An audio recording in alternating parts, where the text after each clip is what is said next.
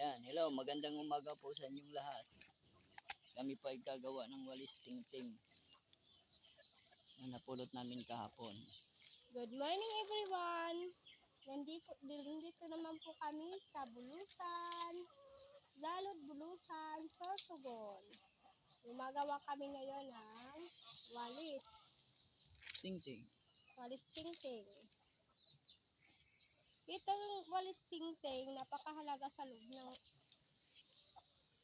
pamilya kasi ito ay ginagawa panglinis ng mga basura, mga kalat sa paligid. Ito ay napakahalaga, lalo na dito sa bundok kasi maraming dahon na nahuhulog. At saka itong walis tingting ay very useful din dahil ito ay ginagamit sa pagwawalis ng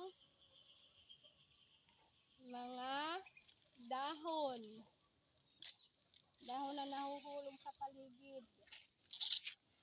mga kalat na basura, dahil ito'y walis na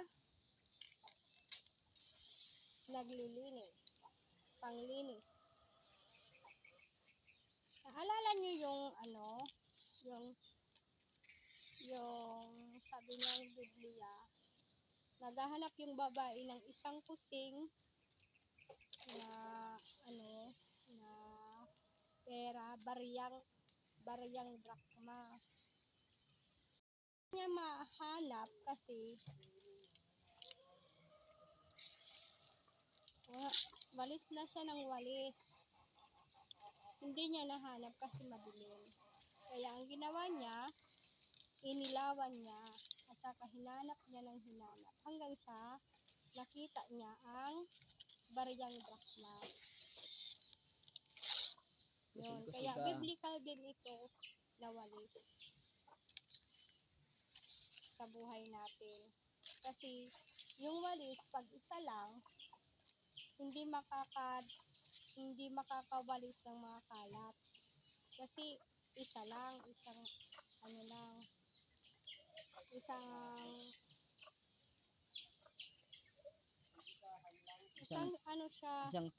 Isang tingting lang. Pero pag maraming tingting, pag pinagbuklod mo yung tingting, marami sila, yun, makakadala na ito ng mga kalat. Kasi nagsisimbolize yan ng pagkakaisa ng mga tao. Kung isa lang ang kikilos, walang magagawa ang isa. Kasi syempre nag-iisa. Anong magagawa ng isa? Di wala. Pero pag binuklod-buklod mo yung isang tambo, yung isang walis tingting, ito'y nangangahulugan ng pagkakaisa. Ibig sabihin, pag marami rin magagawa. Diba? Kaya napakahalaga ng walis. Minsan, yung walis, ginagamit din natin sa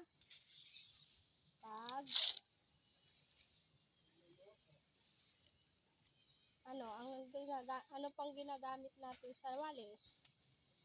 Paglilinis ng mga dumi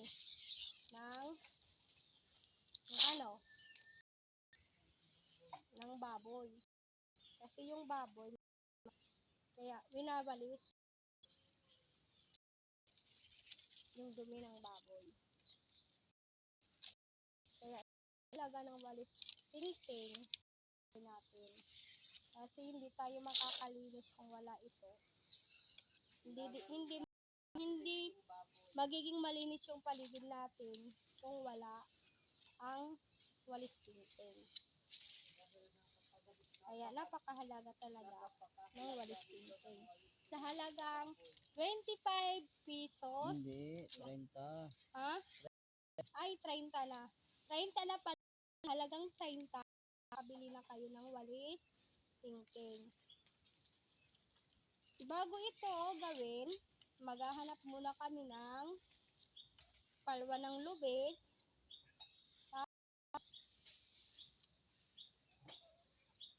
Ang mga dahon, iisa-isahin.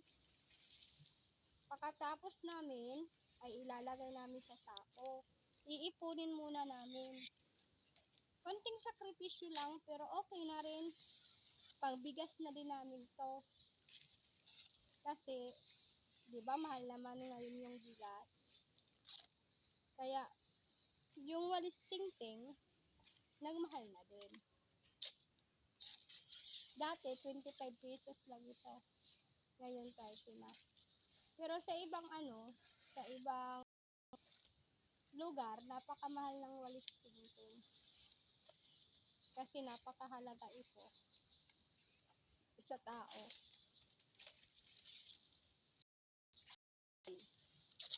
Maghahanap kami ng mga dahon ng nyog. Iniipon namin mag-asawa.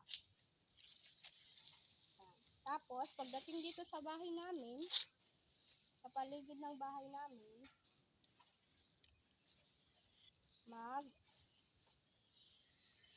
wawalis na kami. Magyayagos ng silhin.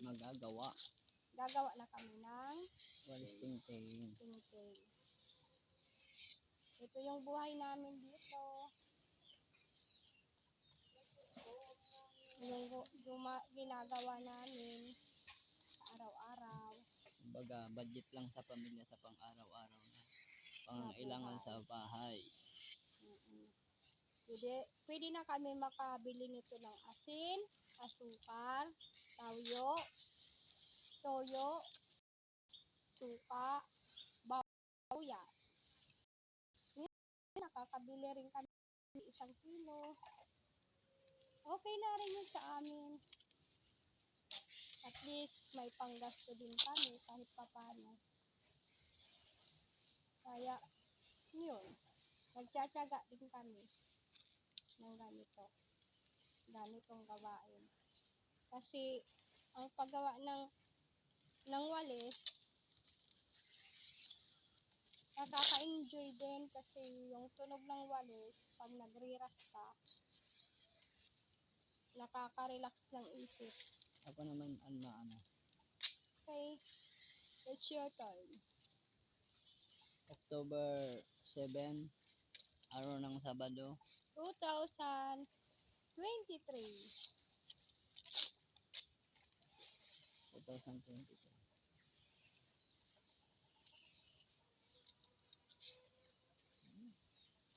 Magsalita ka na.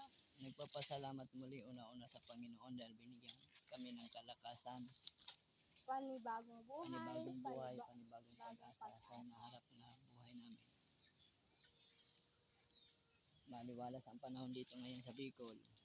Ako'y malaki rin ang pasalamat ko sa Panginoon at siyang bibigay ng buhay at siyang nakakalam sa lahat. Saka happy birthday pala sa mga magbe-birthday dyan. Happy birthday to you. Happy birthday to you. Happy birthday, happy birthday. Happy birthday to you. Binabati namin ang lahat ng magbe-birthday ngayong October 7.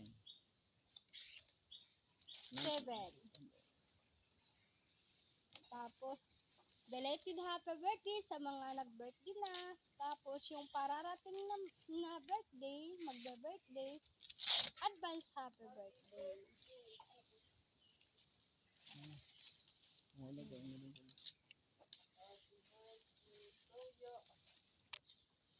May handa man o wala, ang mahalaga, magpasalamat tayo sa bawat araw ng ating buhay.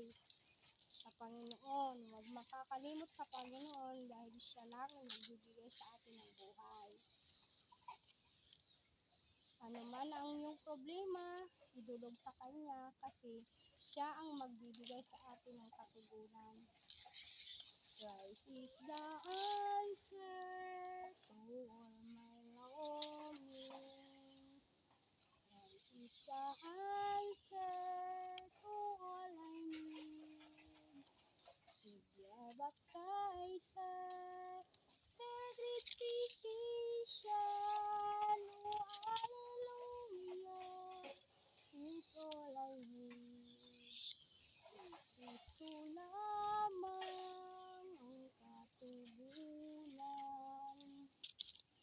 Kristo lamang ang kailangan, tagapagligtas at manggagamot.